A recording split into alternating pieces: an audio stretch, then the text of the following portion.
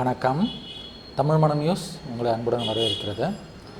நம்ம இன்றைக்கி பார்க்க போகிறது என்னென்னா, ஜாப் சம்மந்தப்பட்ட விஷயம். ரயில்வேயில் ஆர்ஆர்பியில் டிப்ளமோ பிஇ முடித்தவங்களுக்கு ஜாப்ஸ் கேட்டிருக்காங்க. அது பற்றிய விஷயங்கள் பற்றி தான் நம்ம பார்க்க போகிறோம். இதில் நீங்கள் டிப்ளமா இல்லை பிஇ முடிச்சிருந்த கேண்டிடேட்டாக இருந்தால் இந்த போஸ்ட்டுக்கு நீங்கள் தகுதியானவங்க. ஸோ இதில் என்னென்னு பார்த்தீங்கன்னா, ஜூனியர் இன்ஜினியர் அப்படின்ற போஸ்ட்டுக்கு 13,034 போஸ்ட் வந்து அவைலபிள் இருக்குது. ஜூனியர் இன்ஜினியர் இன்ஃபர்மேஷன் டெக்னாலஜி அப்படின்ற போஸ்ட்டுக்கு பார்த்தீங்கன்னா 49 போஸ்ட் அவைலபிள் இருக்குது. டிபார்ட் மெட்டீரியல் சூப்பரண்டன்ட் போஸ்ட்டுக்கு வந்து 456 போஸ்ட் அவைலபிள் இருக்குது. கெமிக்கல் அண்டு மெட்டாலஜிக்கல் அசிஸ்டன்ட் போஸ்ட்டுக்கு பார்த்தீங்கன்னா 494 போஸ்ட் வந்து அவைலபிள் இருக்குது. டோட்டலாக பார்த்தீங்கன்னா 14,033 போஸ்ட் வந்து அவைலபிள் இருக்குது. இது தமிழ்நாட்டில் மட்டும் கிடையாது, ஆல் ஓவர் இந்தியாவுக்கு அவைலபிள் இருக்கிற போஸ்ட்டு, ரயில்வேல அவைலபிள் இருக்கிற போஸ்ட்டு. இந்த போஸ்ட்டுக்கான ஏஜ் லிமிட் அப்படின்னு சொல்லி பார்த்தீங்கன்னா 18 வயசுலேருந்து 33 வயசு வரைக்கும் இருக்கணும்னு சொல்லியிருக்காங்க. இந்த கேட்டகரியில் இருந்தீங்கன்னா நீங்கள் எலிஜிபிள். பே ஸ்கேல் பார்த்தீங்கன்னா இந்த போஸ்ட்டுக்கு 35,400 ரூபா அப்படின்னு சொல்லிட்டு நிர்ணயிச்சிருக்காங்க. எஜுகேஷன் குவாலிஃபிகேஷன் அப்படின்னு பார்த்தீங்கன்னா ஜூனியர் இன்ஜினியருக்கு வந்து டிப்ளமா இல்லை டிகிரி இன் இன்ஜினியரிங் அப்படின்னு சொல்லி கேட்டிருக்காங்க. டிபார்ட் மெட்டீரியல் சூப்பரண்டன்ட் அப்படின்ற போஸ்ட்டுக்கு பார்த்தீங்கன்னா diploma degree in engineering from any discipline அப்படின்னு சொல்லி கேட்டிருக்காங்க. அதே வந்து ஜூனியர் இன்ஜினியர் இன்ஃபர்மேஷன் டெக்னாலஜியில் பார்த்தீங்கன்னா பிஜிடிசிஏ இல்லை பிஎஸ்சி கம்ப்யூட்டர் சயின்ஸ் இல்லை பிசிஏ இல்லை BTech information technology, BTech computer science இல்லை டோக் டிப்ளமோ முடிச்சிருந்தவங்க டோக்கில் B level courses 3 years duration வந்து பண்ணியிருந்தாங்கன்னா அவங்க வந்து இந்த போஸ்ட்டுக்கு எலிஜிபிள் அப்படின்னு சொல்லியிருக்காங்க. ஸ்டேஜ் ஆஃப் எக்ஸாமினேஷன் பார்த்தீங்கன்னா ரெண்டு ஸ்டேஜ் வைக்கிறாங்க. ஃபஸ்ட்டு ஸ்டேஜ் வந்து சிபிடி அப்படின்னு சொல்லிட்டு கம்ப்யூட்டர் பேஸ்டு டெஸ்ட் அப்படின்னு சொல்லி ஒரு எக்ஸாமும், அதில் செலக்ட் ஆகிட்டிங்கன்னா document verification and medical examination சொல்லிட்டு 2வது எக்ஸாமும் உங்களுக்கு வைக்கிறாங்க. எக்ஸாமினேஷன் ஃபீஸ் அப்படின்னு பார்த்தீங்கன்னா நார்மலாக வந்து 500 சார்ஜ் பண்ணுறாங்க. இதில் எஸ்சி எஸ்டி லேடிஸு மைனாரிட்டிஸ் குரூப்பில் இருக்கிறவங்க எல்லாருக்கும் 250 ரூபா மட்டும் சார்ஜ் வந்து நிர்ணயிச்சிருக்காங்க. இந்த அப்ளிகேஷன் ஃபார்ம் ஆன்லைனில் ஃபில் பண்ணுறதுக்கான கடைசி டேட்னு பார்த்தீங்கன்னா 31/1/2019 வரைக்கும் நிர்ணயிச்சிருக்காங்க. பேமெண்ட் மாடல் பார்த்தீங்கன்னா உங்களுக்கு எஸ்பிஐ பேங்க்கு, போஸ்ட் ஆஃபீஸ் இல்லைனா ஆன்லைன்லேயே கூட நீங்கள் பேமெண்ட் கட்டிக்கலாம். அதுக்கு ஒரு 4 நாள் எக்ஸ்டெண்ட் பண்ணி கொடுத்துருக்காங்க. அதாவது 5/2/2019 வரைக்கும் அப்படின்ற மாதிரி சொல்லியிருக்காங்க. ஆன்லைனில் கட்டுறீங்கன்னா 5/2/2019, எஸ்பிஐ பேங்க் செலான் மூலிமா கட்டிங்கன்னா 4/2/2019, போஸ்ட் ஆஃபீஸ்லாம் அதே டேட்டு தான். ஃபைனல் சப்மிஷன் ஆஃப் அப்ளிகேஷன் பார்த்தீங்கன்னா 7/2/2019 சொல்லியிருக்காங்க. ஸோ நீங்கள் டிப்ளமோ இல்லை இன்ஜினியரிங் ஸ்டூடெண்ட்ஸாக இருந்தால் தாராளமாக இந்த போஸ்ட்டுக்கு நீங்கள் அப்ளை பண்ணலாம். ஆன்லைனில் எப்படி அப்ளிகேஷன் ஃபார்ம் ஃபில் பண்ணுறன்றது இதுக்கு பின்னாடி வர பார்ட்டில் பார்க்க போகிறீங்க. ஸோ இது போன்ற விஷயங்கள் உங்களுக்கு வேணும்னா மறக்காமல் தமிழ் மனம் சேனலை சப்ஸ்கிரைப் பண்ணுங்கள். அப்போ தான் நாங்கள் வீடியோஸ் போடும்போது உங்களுக்கு மெசேஜ் வரும், எடுத்து பார்க்குறதுக்கு வசதியாக இருக்கும். ஸோ ஆன்லைன் அப்ளிகேஷன் ஃபார்ம் எப்படி ஃபில் பண்ணுறதுன்னு பார்க்கலாமா? வாங்க. முதல்ல கூகுள் ஓப்பன் பண்ணிங்க. அதில் ஆர்ஆர்பி ஆன்லைன் அப்ளை அப்படின்னு சொல்லி போடுங்க. அதில் பார்த்தீங்கன்னா ஆர்ஆர்பி சென்னை gov.in அப்படின்னு சொல்லிட்டு வெப்சைட் வரும். அந்த வெப்சைட்டில் போய்ட்டு ஆன்லைன் அப்ளிகேஷன் அப்படின்னு சொல்லின்றதை கிளிக் பண்ணிங்கன்னா உங்களுக்கு இந்த ஏரியாலாம் காமிக்கும். அதில் சென்னை அப்படின்னு சொல்லிட்டு செலக்ட் பண்ணிட்டு கன்ஃபார்ம் அப்படின்னு சொல்லி கொடுங்க. கொடுத்தீங்கன்னா அது க்ளோசிங் டேட் இந்த மாதிரி டீட்டெயிலாம் காட்டும். இப்போ இவங்க ஃப்ரெஷ்ஷாக ரிஜிஸ்டர் பண்ணுறதுனால ஐ அக்செப்ட் அப்படின்னு கிளிக் பண்ணிட்டு நியூ ரிஜிஸ்ட்ரேஷன் அப்படின்னு சொல்லிட்டு கிளிக் பண்ணுறோம். கொடுத்த உடனே அவங்களுடைய நேம் அண்ட் டீட்டெயில்ஸ்லாம் கேட்கும். ஸோ ஃபஸ்ட்டு அவங்களோட நேம் 10th மார்க் ஷீட்டில் எப்படி இருக்கோ அதே மாடலில் டைப் பண்ணிக்கோங்க. ரீஎன்டர் நேமில் திருப்பியும் அதே நேமை ரீடைப் பண்ணிக்கோங்க.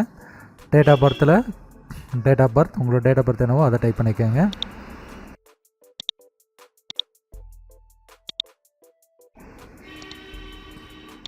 அதுக்கப்புறம் ஆதார் நம்பர் என்னவோ அதை பார்த்து டைப் பண்ணிக்கோங்க. ஃபாதர் நேமில் அப்பா பேர், மதர் நேமில் அம்மா பேர். ஸோ ஃபஸ்ட் இனிஷியல் கொடுத்துட்டு ஸ்பேஸ் கொடுத்துட்டு அதுக்கப்புறம் நேம் டைப் பண்ணிக்கங்க. ஸ்டேட் போர்டுன்றதுனால ஸ்டேட் போர்டு செலக்ட் பண்ணிக்கிறாங்க. ரோல் நம்பர் என்னவோ அந்த மார்க் ஷீட்டில் இருக்கும், அதை பார்த்து அப்படியே அந்த ரிஜிஸ்ட்ரேஷன் நம்பரை டைப் பண்ணிக்கோங்க. இயர் ஆஃப் பாஸிங்கில் எந்த இயரில் பாஸ் பண்ணியிருக்கீங்களோ அதை செலக்ட் பண்ணிக்கோங்க. மொபைல் நம்பர் கேட்குது, அந்த மொபைல் நம்பரை டைப் பண்ணிக்கோங்க. ரீஎன்டர் மொபைல் நம்பர் சொல்லி கேட்டிருக்கு, அதையும் பார்த்து பண்ணிக்கங்க. அப்ளிகேஷன் ஃபார்ம் ஃபில் பண்ணும்போது மொபைலை பக்கத்துலேயே வச்சுருங்க. அதுக்கப்புறம் மெயில் ஐடி, உங்களோட மெயில் ஐடி என்னவோ அதை டைப் பண்ணிக்கோங்க.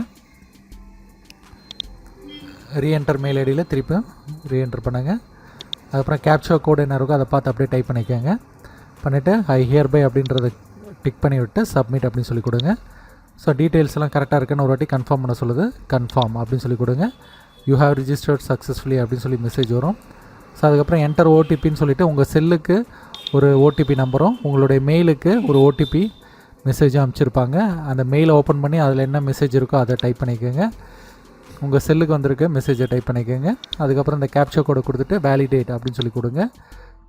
கொடுத்தோன்னே அடுத்த ஸ்க்ரீன் போகும். அதில் அப்ளை எடிட்டில் போய்ட்டு 10th எஸ்எல்சி அப்படின்றத டைப் பண்ணிவிட்டு அதுக்கப்புறம் இன்ஜினியரிங் படித்ததுனால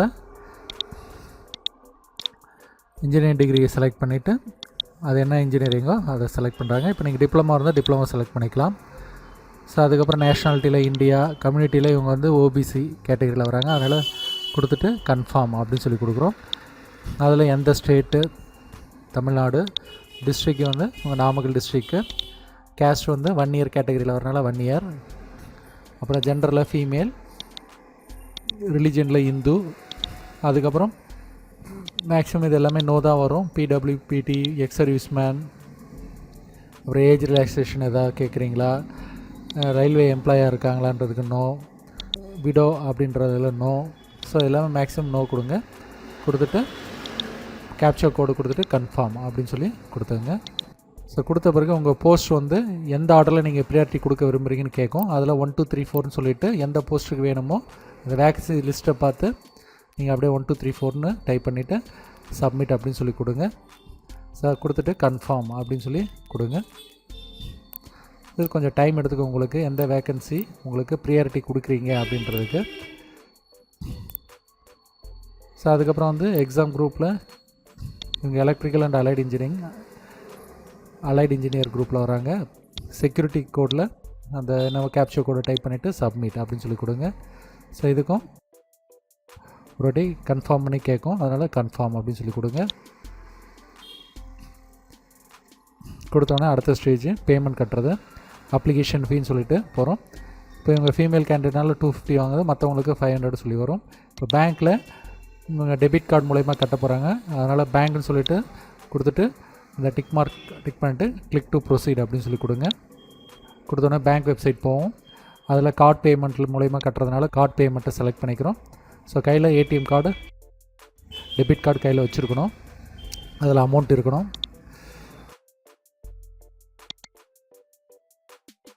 ஸோ கொடுத்துட்டு இதில் டெபிட் கார்டு அப்படின்னு செலக்ட் பண்ணிவிட்டு கார்டு நம்பர் என்னவோ அந்த கார்டு நம்பர் உங்கள் கார்டு மேலே என்ன இருக்கோ அந்த நம்பரை பார்த்து டைப் பண்ணிக்கோங்க.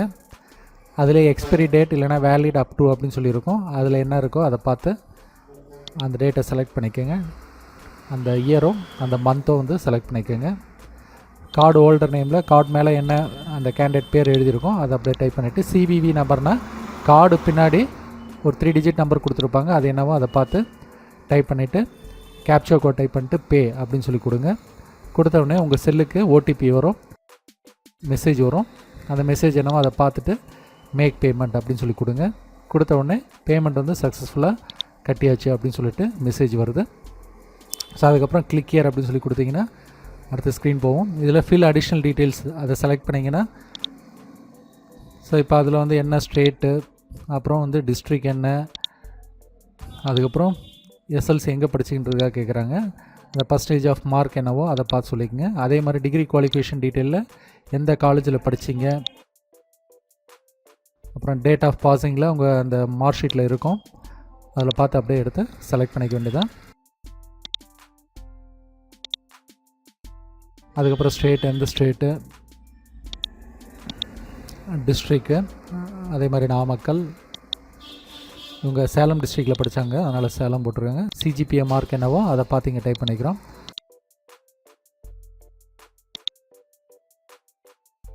கொடுத்த பிறகு பார்த்திங்கன்னா ஸ்க்ரீன் கொஞ்சம் தள்ளி போயிருக்கு. ஸோ திருப்பி அதை ஜூமில் வச்சு 100% பார்த்தா ஸ்க்ரீன் ஃபுல் ஸ்க்ரீன் தெரியல.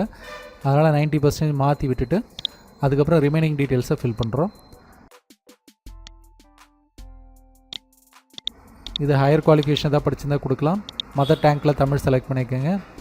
அதுக்கப்புறம் அட்ரஸ் ஃபார் கம்யூனிகேஷனில் உங்களுடைய வீட்டு அட்ரஸ் என்னவோ அதை இங்கே டைப் பண்ணிக்கோங்க. ஸ்டேட்டு தமிழ்நாடு, டிஸ்ட்ரிக் அதே மாதிரி வந்து நாமக்கல் டிஸ்ட்ரிக், நியரஸ்ட் சிட்டி வந்து நாமக்கல், பின்கோட் டைப் பண்ணிவிட்டு அப்புறம் மச்சம் எங்கே இருக்குது அப்படின்றது கேட்குறாங்க. அதனால் அவங்க அதை பற்றி டீட்டெயிலாக அங்கே ஃபில் பண்ணியிருக்காங்க ஐடென்டிஃபிகேஷன் மார்க்குக்கு. would you like to receive refund amount in the same bank accountனா எஸ் கொடுத்துங்க. உங்கள் மார்க்கை மற்றவங்களுக்கு ஷேர் பண்ணலாமான்னு கேட்குறதுக்கு எஸ் கொடுத்துட்டு கேப்சா கார்டு கொடுத்துட்டு அப்புறம் சப்மிட் கொடுங்க. இப்போ அடுத்த ஸ்க்ரீன் வரும். அடுத்த ஸ்க்ரீனில் உங்கள் ஃபோட்டோ வந்து அப்லோட் பண்ணணும். ஸோ ஏற்கனவே ஸ்கேன் பண்ணி வச்சதுனால அதை அப்லோட் பண்ணிக்கிறோம். அதுக்கப்புறம் சிக்னேச்சரும் அங்கே சொல்லியிருக்க சைஸில் கொடுத்துட்டு சூஸ் பண்ணிவிட்டு அதுக்கப்புறம் அப்லோட் கொடுக்கணும். பட் சிக்னேச்சர் வந்து அக்செப்ட் பண்ணிக்கல, ஃபோட்டோ அக்செப்ட் பண்ணிக்கிச்சு. அதனால் என்ன பண்ணுறோன்னா சிக்னேச்சர் வந்து 300 dpi வச்சுட்டு ஸ்கேன் பண்ணுறோம். ஸோ ஸ்கேன் பண்ண தெரியாதவங்க கேம் ஸ்கேனர்னு ஆப் இருக்குது மொபைலில், அது மூலயமா ஸ்கேன் பண்ணலாம். இல்லை பக்கத்தில் ப்ரௌசிங் சென்டர்ஸில் போய்ட்டு நீங்கள் ஸ்கேன் பண்ணி எடுத்துக்கோங்க. ஃபோட்டோ வந்து பேக்ரவுண்டு ஒயிட்டில் இருக்கணும்னு சொல்லியிருக்காங்க கண்டிஷனு. அதனால் ஃபோட்டோ கடையில் சொல்லும் பொழுது பேக்ரவுண்டில் ஒயிட் இருக்கிற மாதிரி சொல்லி வாங்கிக்கோங்க. அப்படி இல்லைனா ஃபோட்டோஷாப் தெரிஞ்சவங்க அதில் ஒயிட்டை மாற்றிங்க, ஒயிட் கலராக.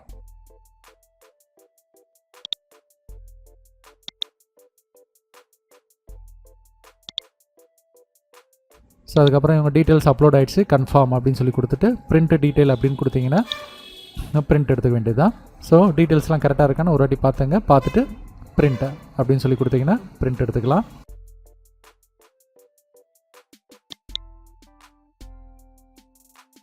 ஸோ இதான் அப்ளிகேஷன் ஃபில் பண்ணுற மெத்தட்.